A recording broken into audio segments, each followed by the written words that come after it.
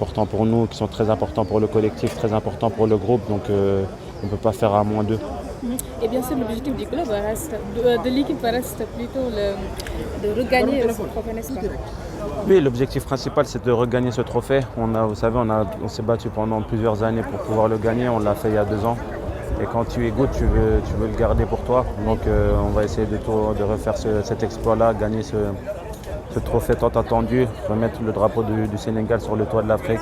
C'est notre objectif et j'espère qu'on le réalisera. C'est le rêve de tous Sénégalais aujourd'hui.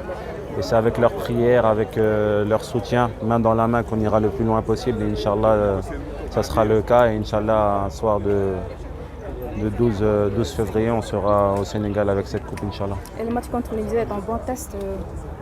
Ouais, c'est un bon test. C'est vrai que c'est bien de finir la préparation ici au Sénégal devant notre public. J'espère qu'ils viendront très nombreux à ce match parce que c'est notre dernier match avant notre départ à la CAN, surtout que ça soit dans notre stade parce que je pense que le dernier match, on n'a pas pu le jouer à la maison et c'était à huis clos. Donc là, ce match-là, c'est important qu'on retrouve notre public. Et voilà, après, ça va nous donner toutes ces bonnes ondes, cette motivation pour aller en Côte d'Ivoire et bien préparer cette CAN et bien commencer la compétition, Inch'Allah. Merci beaucoup. Alors, comment ça se passe la vie de groupe Moment B depuis le 31? Est-ce que duñ dugg si français? ñu def ko en français, voilà. moo gën parce que olof moom damay souffrir trop quoi. Alors, depuis le 31, vous êtes en regroupement. Comment ça se passe la vie dans la tanière? Honnêtement, je pense que, comme vous le voyez, c'est vous-même qui prenez les vidéos. Ça se voit que tout se passe bien, il y a la cohésion, surtout en interne et en externe. Et que le groupe est bien soudé, il y a l'ambiance dans le groupe.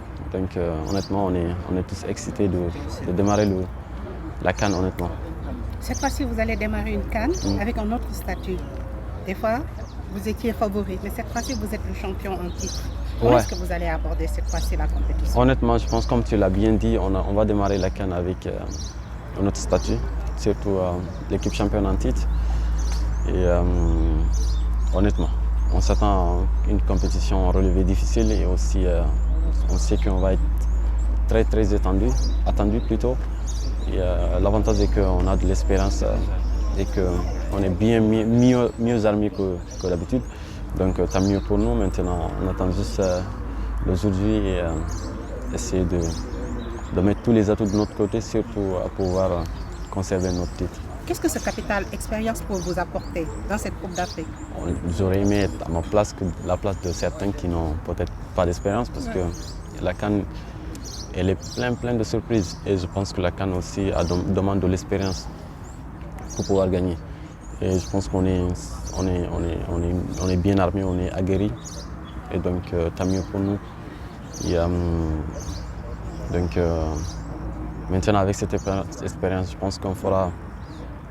Bien sûr, on va essayer de ne pas faire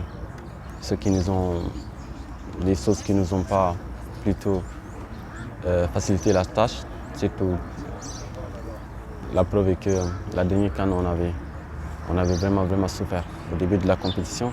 Même si on sait que les conditions n'étaient pas favorables avec le climat et les jours Covidés.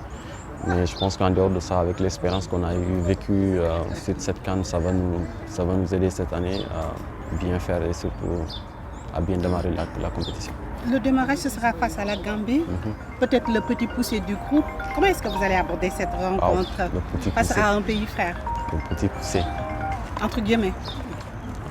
Je pense que la preuve est que la Gambie était quart de finaliste. Et donc on sait que avec la Guinée aussi, ça n'a jamais été facile. Et le Cameroun qu'on ne présente plus, c'est l'une des meilleures nations africaines. Donc ce qui veut dire que le groupe, toutes les équipes vont se valoir. Et ça va pas être facile. Et donc je pense que voilà, il faut s'attendre à un match difficile contre la Gambie surtout. Mais comme on a dit, comme je l'ai dit, nous sommes le Sénégal, on ne craint personne. Même si le mot est un peu exagéré, mais c'est le cas, on ne craint personne. On va essayer de bien démarrer le match et gagner surtout. Edouard, les critiques en début de saison étaient très vives.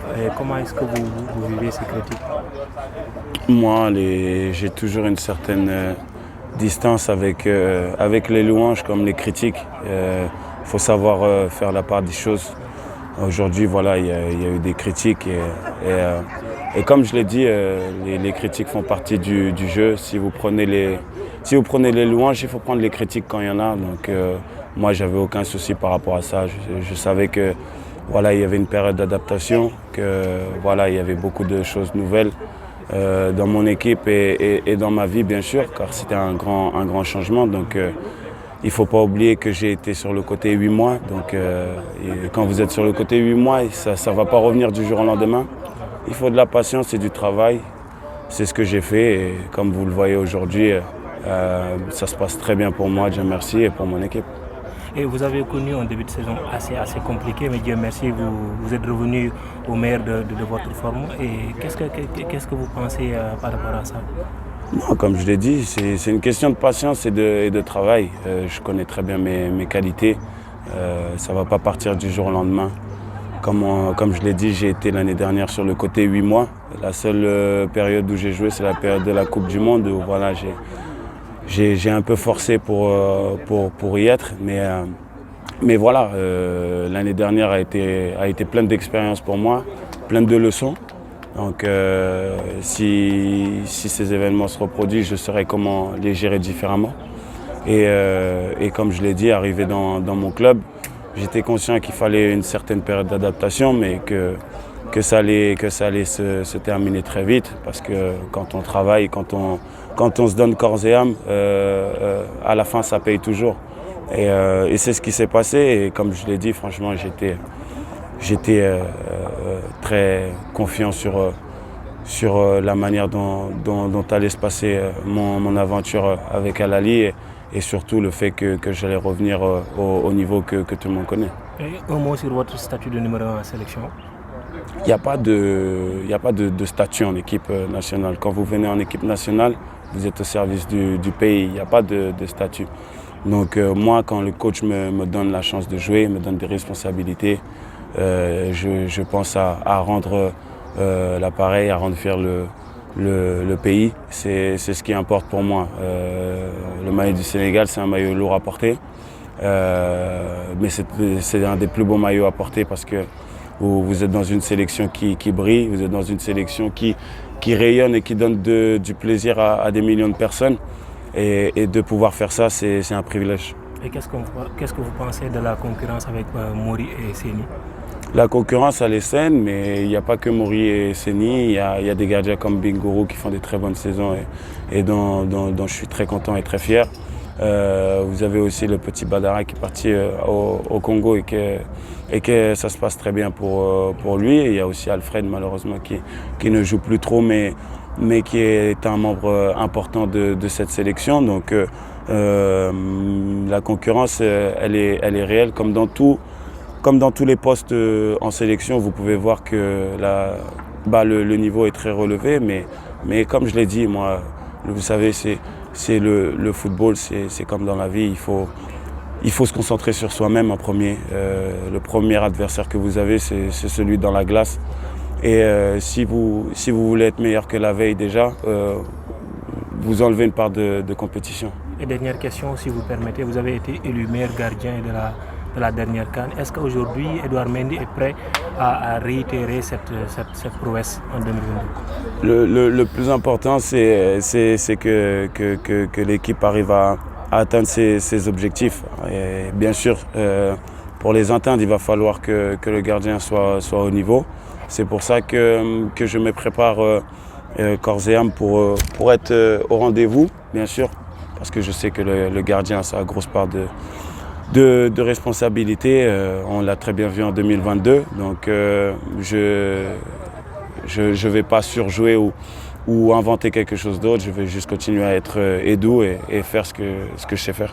Merci beaucoup. Un mot sur la prochaine, à savoir le groupe avec deux pays voisins, à savoir la Gambie, la Guinée, mais aussi avec un grand pays comme le Cameroun. Bon, vous savez, ça peut être des pays voisins ou des pays lointains, c'est toujours la même chose. Quand on arrive sur le terrain, c'est une équipe en face de nous qu'il faut essayer de battre et qu'il faut laisser derrière nous. Donc il n'y a pas de sentiment ou quoi que ce soit à avoir. Ils vont vouloir nous battre encore plus quand vous êtes champion en titre. Donc on le sait, on est prévenu. On a joué contre le Cameroun, mais c'était un match amical. Il ne faut pas prendre pour acquis le fait qu'on a battu le Cameroun.